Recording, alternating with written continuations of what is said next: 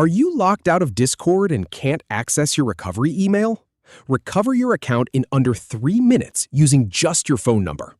First, we'll log in with your phone number, then request a password reset via email, and finally, set a new password. Start by heading over to the Discord website.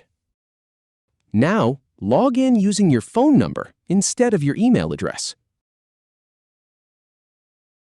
Then click on Forgot Your Password to begin the recovery process. You'll receive a confirmation code on your phone. Enter that code when prompted.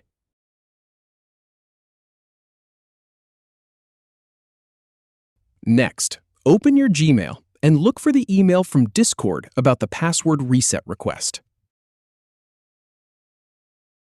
Inside that email, you will see the Reset Password button. Click on Reset Password.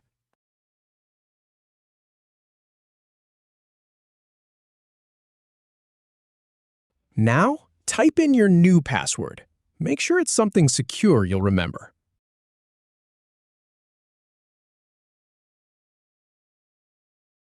Finally, click Change Password, or just hit Enter, and you're all set.